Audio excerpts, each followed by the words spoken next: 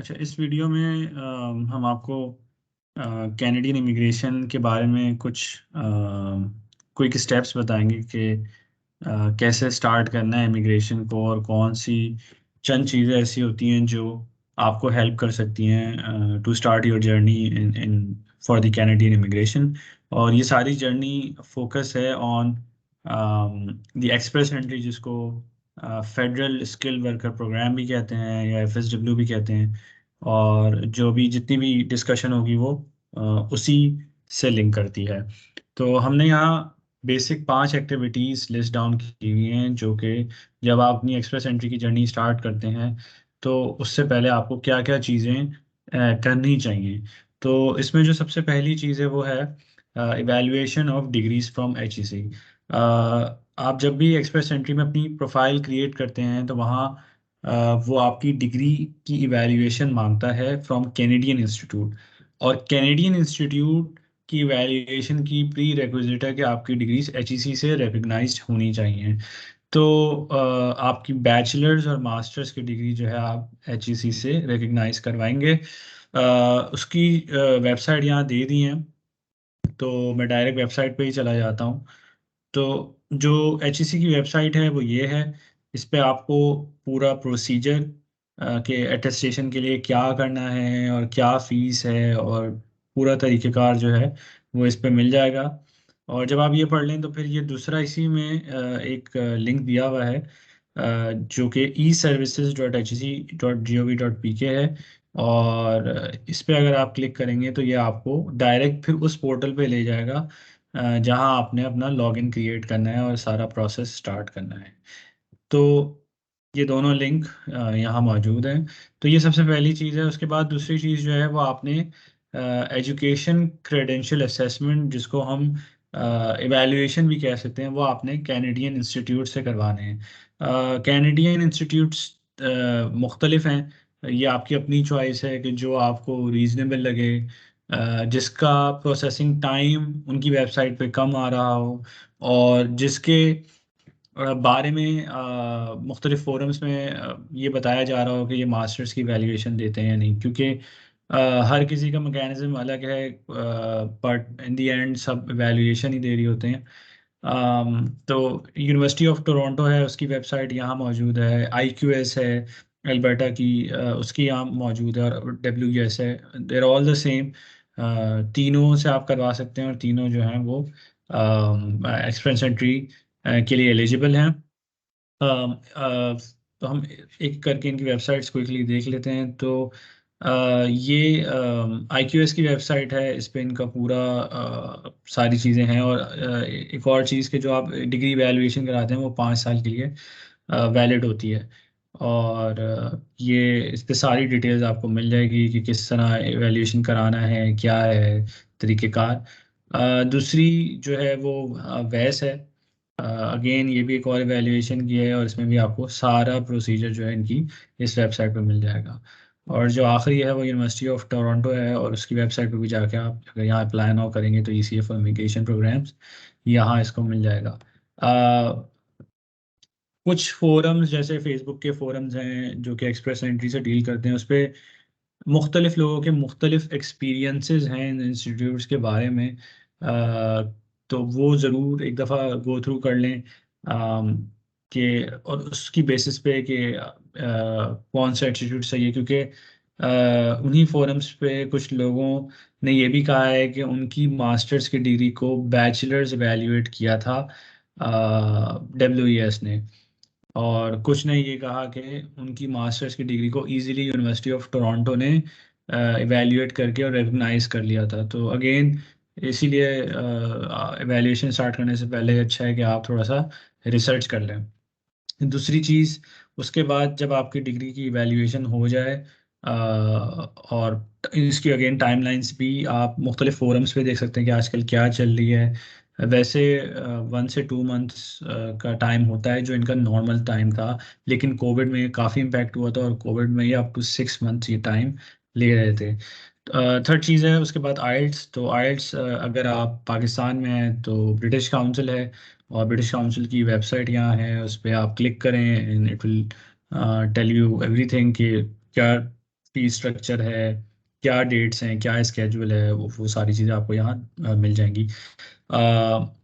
आइल्स की preparation again it's totally your own call. बहुत सारे इंस्टीट्यूट्स हैं जो कि आइल्स की प्रिपरेशन करवाते हैं। और अगेन उस डिटेल्स में मैं नहीं जाऊंगा क्योंकि वो काफ़ी ज़्यादा इंस्टीट्यूट्स हैं। तो again you can always refer to the different forums available on Facebook for Express Entry। वहाँ आपको इसके बारे में अच्छे से पता लग जाएगा। अ, इसके अलावा फिर अगर आपकी ये सारी चीज़ें हो गई हैं तो उसके बाद जो चौथी चीज़ है वो CRS स्कोर कैलकुलेटर है। तो जब आपकी डिग्री वैल्यूएशन हो गई है और आपने आइल्स भी दे दिया है, तब आप अपनी एलिजिबिलिटी को खुद गेज करते हैं कि either you qualify for express entry और not. So rather than creating profile, you it's a good idea कि आप पहले अपनी CRS स्कोर कैलकुलेट कर लें। तो ये गवर्नमेंट ऑफ कनाडा की वेबसाइट है, इस पे CRS कैलकुलेटर मौजूद है।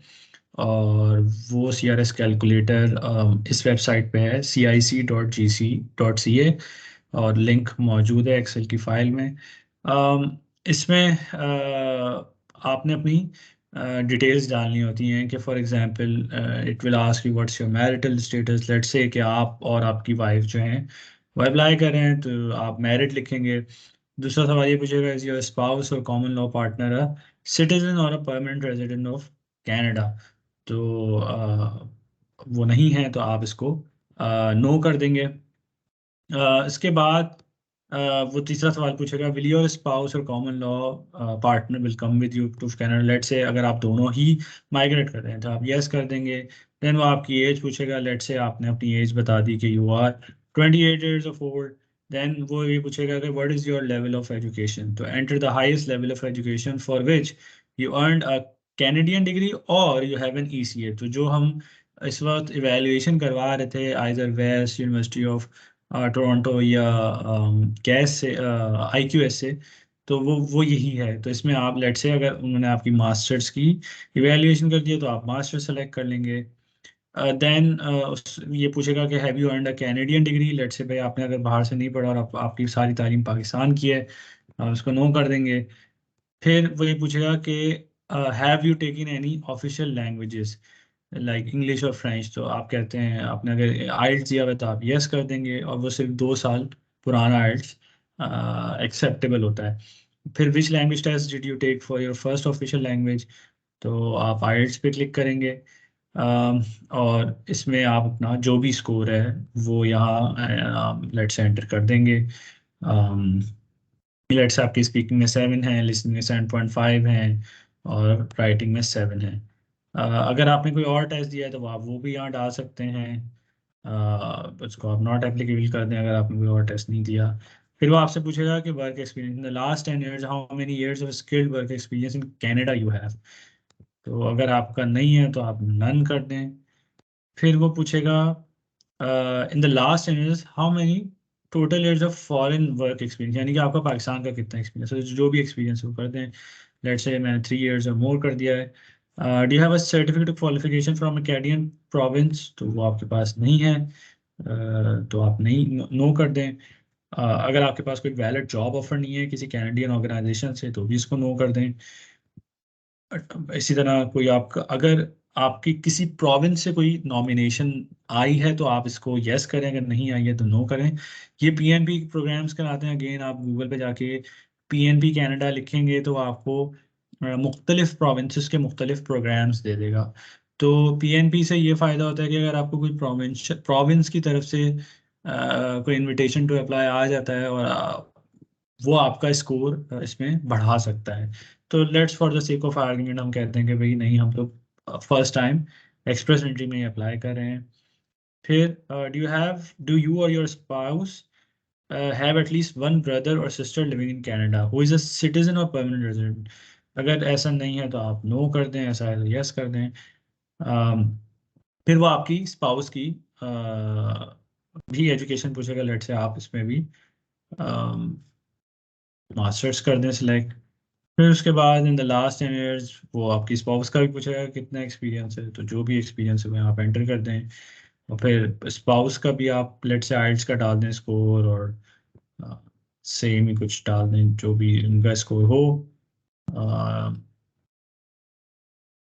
उसके बाद लास्ट में वो आपसे पूछेगा कि what is your calculate your score, तो आपने कैलकुलेट करना है।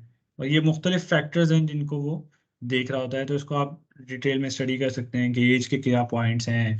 तो आप एज अगर ऊपर नीचे करके देखें तो आपको पता चल जाएगा कि आपके पॉइंट्स कितने हैं। जितनी एज ज़्यादा होगी ऑब्वियसली उतना ही आपका स्कोर कम होता जाएगा। सिमिलरली अगर आपके आइल्स में CLB 9 से कम स्कोर है तो आपका स्कोर बहुत गिरता है।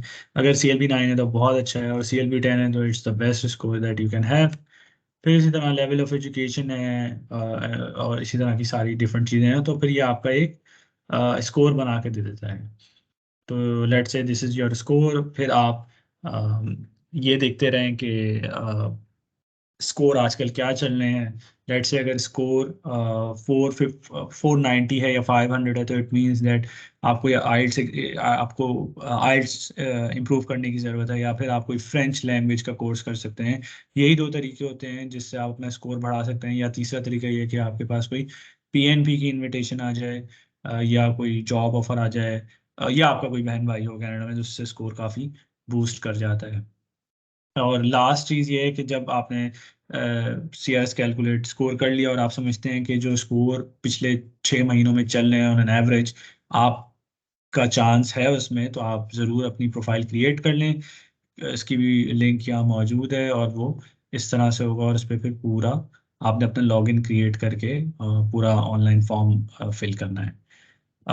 तो ये सारा प्रोसीजर था एक्सप्रेस एंट्री का, और आई होप यू